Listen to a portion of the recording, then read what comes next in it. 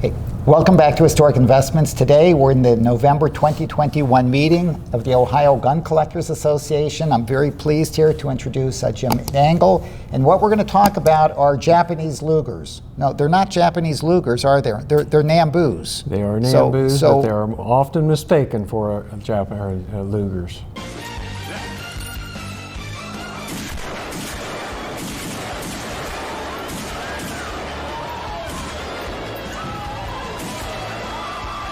So, and what we're going to cover is basically the changes that occurred during their evolutionary span and things that you should be aware of as a collector. I would like to start with an early Tokyo Type 14 pistol. This was produced at the Tokyo Arsenal.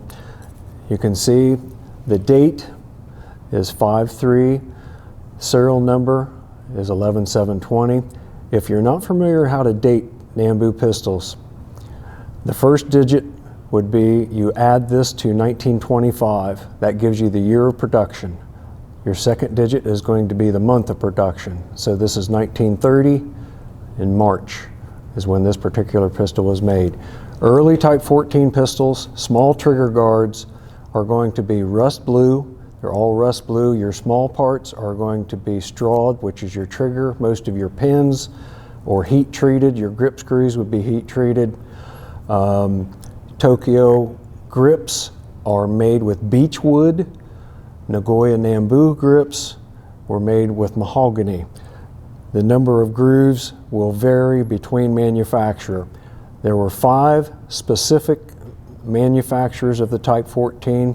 Tokyo, Chigusa factory of Nagoya Army Arsenal, Nagoya Nambu at Kokubunji factory, Kokura Army Arsenal, and then finally Toramatsu started production, and they are a division of the Nagoya Army Arsenal. So if you're looking at a small trigger guard, first thing that you would want to try to find would be the matching serial numbers. Every piece is numbered in this gun. If you see it at a gun show or if you're at an auction, you're not probably going to have the opportunity to disassemble a gun to check for matching numbers. But you would definitely, if you have inspection period, what you would want to look at is pull the bolt back. If you have the opportunity, pull the bolt back. You're going to have the matching number, which would be the last 3 digits of the serial number, depending on how big the serial number is. It would be stamped on the bolt, on the cocking knob. If you can take a grip off, or sometimes you can even look through. If you take a magazine out, you can look and see the number stamped or written in pencil on the grips, on the inside of the grips. The magazine would also be numbered on the back spine. I'm going to have to slam the bolt. Magazines are numbered on the back spine. That's what you're looking for in the small trigger guard variation Type 14 pistol.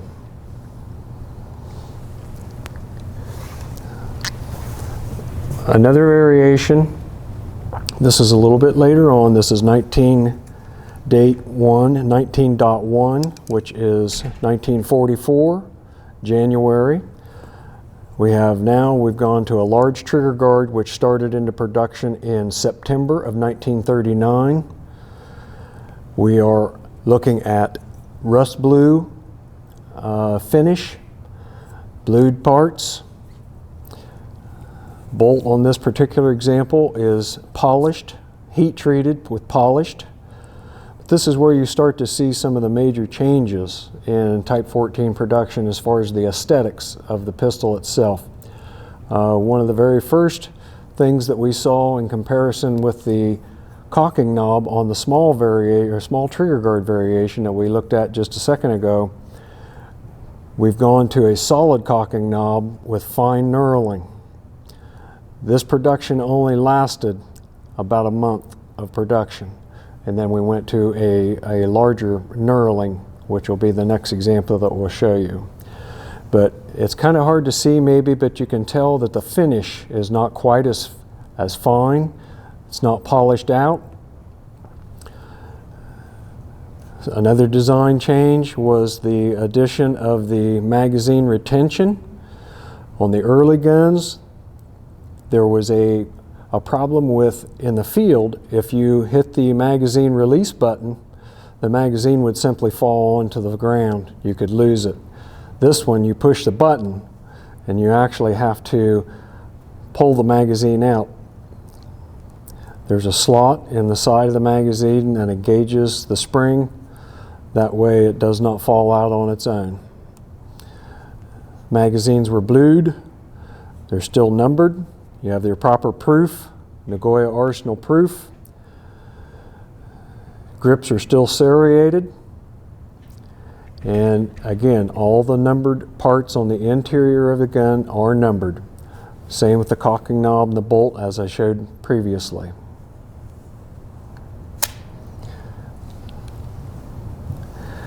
Next, we are going to look at a May of '44 production dated gun.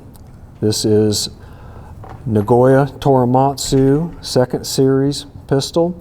This actually is the, this pistol was produced in the largest numbers in this particular month of any Type 14 pistol. There was approximately 7,200 pistols that was made in this particular month. Production from here to the end of the war declined every month.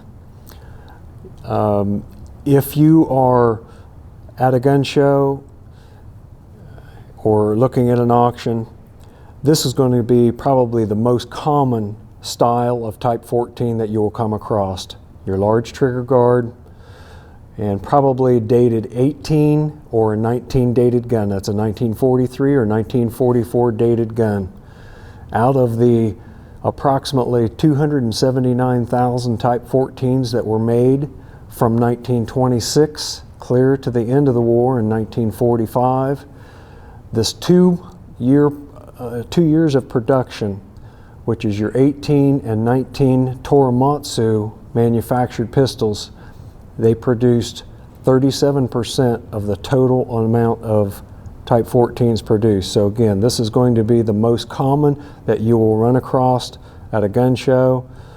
They're the most economical. And again, as far as the change in the cocking knob, you can tell the difference between the fine cocking knob of January of '44 and now we are at May of '44 with this particular pistol, and you can see the difference in the cocking knobs. That's just one of the major variations, the difference. There are several other minor changes that took place in this same time frame with firing pins, etc. But these are two of the very most common guns that you will see, your 18 and 19 dated guns.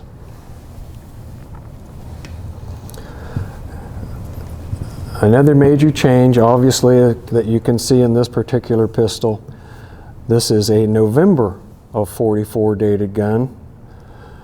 The biggest change that you can see is the deletion of the grooved grips. We are now to a slab grip, both sides. Everything else is still the same. Matching is still the same. The characters on the left-hand side of your Type 14 pistols, Japanese is read from right to left. This character is type, year, 410. In the Western world, we would call this the 14 type or 14-year type. Your characters here are your fire and safety. And it's on fire right at this moment. Okay, one of the things that I think is very important that you should check, if you happen to come across a pistol with two matching magazines, or supposedly two matching magazines, what you need to do, make sure that you get both of them side by side. You want to look at the numbers and the font of the numbers. Different manufacturers, even when the magazines were blued, have a difference in the font, and they should be exactly the same. This magazine is the original magazine. The spare magazine, as far as is Japanese concerned, they have a dot above the number. Okay, that being said, there are a lot of pistols that I have seen over the years where people will actually find a proper numbered magazine and place it with the original magazine that came with your pistol, and they call it a two matching mag rig, and when actuality it is not. Again, that is why it's very, very important to check the font of the magazines so that they are exactly the same, and I mean exactly, because they were stamped at the same time. Okay, once you've bought your first Type 14 pistol, you'll have to start looking for the accessories to go with that pistol. The first holster that I'm showing you here, this is an earlier holster. It's not the earliest that they made, but this is an earlier holster with the brass D-rings on the rear for shoulder strap. This is in very nice condition. It does, however, and you see this occasionally, we popped a rivet here on this hold down strap. But this is an earlier design with a one-piece closure strap, a stud. On the interior, we have the maker's marks inside the holster flap. This is the manufacturer was Nagoya. This is Showa, which is the year 10-2, so this is Showa 12. The last set of number here this is an 11. This character right here is the month of production, so this would be November. So read again from right to left would be Nagoya, Showa 12, the 11th month was November. Very good set of stamps here. That's nice when you see a holster that has nice stampings like that. There are different types of finishes. This is a rough finish.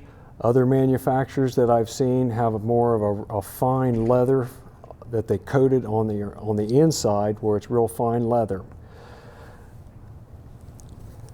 There's a pouch on the exterior that held 2 boxes of ammunition.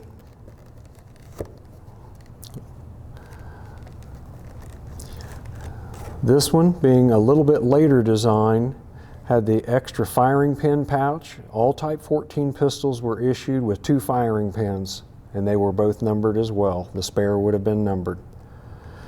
There are 2 blocks sewn onto the interior. This was a divider that the trigger guard sat on when the pistol is in the holster.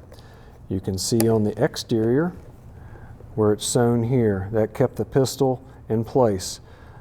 The one on the bottom kept the pistol and the front sight against the front side of the holster. On the rear, or excuse me, on the bottom is a sewn plug.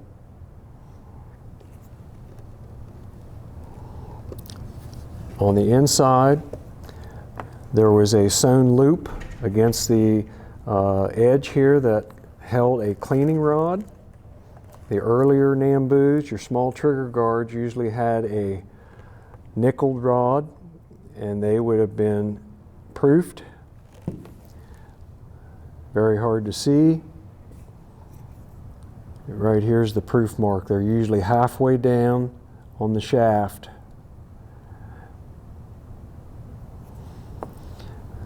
Next, we have a transitional holster.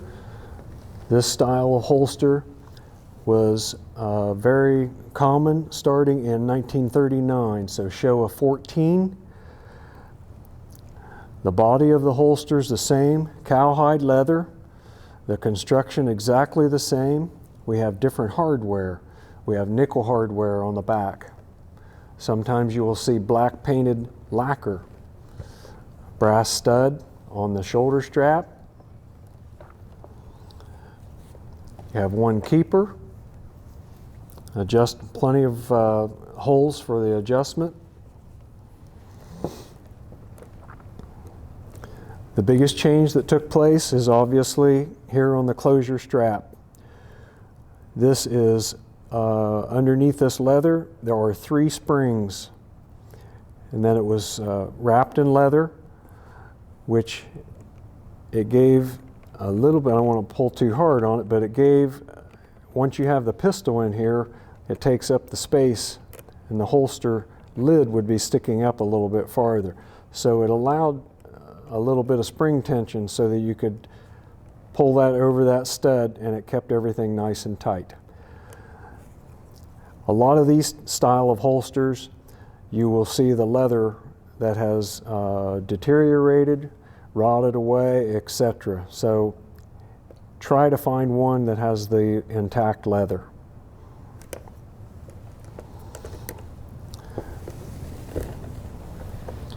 The last Type 14 holster that we want to look at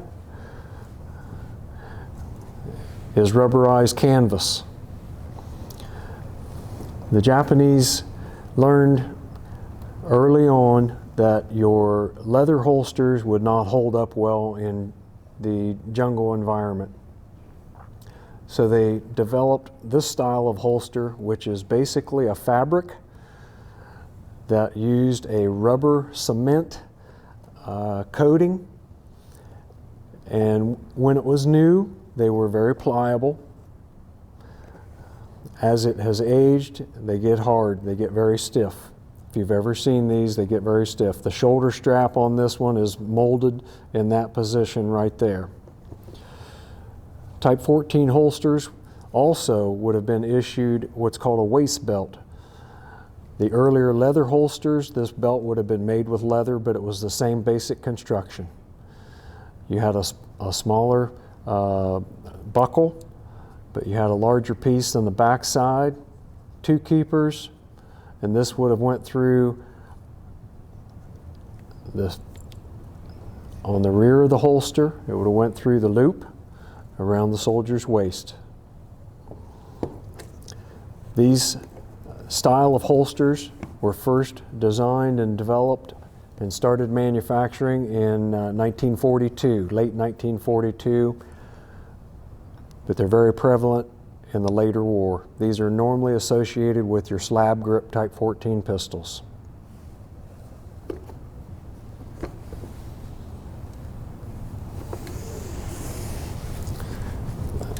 Another accessory that all Type 14s would have been issued is your lanyard. It's a braided cotton cord. Type 14 pistols, lanyards, original lanyards, were a 6mm diameter.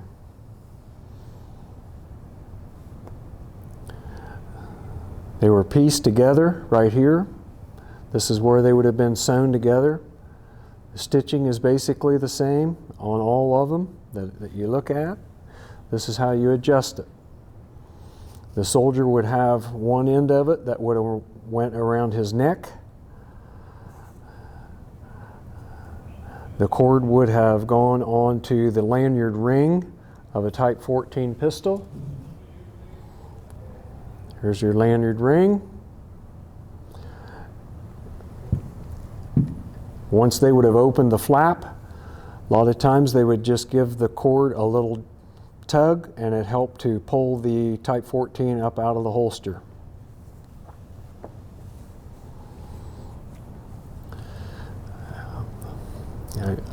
Another accessory that would all Type 14 holsters would have had would be 2 boxes of ammunition.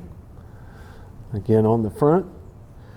This is the Arsenal symbol. This is Tokyo 1st Army Arsenal that manufactured this particular box of ammo, and this is for the Type 14 pistol. On the rear of the box would give you the date when it was manufactured. And that's the end. Thanks again for having joined us at Historic Investments. Hopefully you learned a few new details about the Japanese Type 14 Nambu. And Jim? Well, you may feel that you know quite a bit about Type 14 Nambus after watching some of this video, but there's one that you may or may not have ever seen before. If you ever see this at a gun show, make sure that you pick it up, or if you see it online for a reasonable price, you better pick one up. But this is for another time. We don't have enough time right now. I'm taking it right now. Thank you.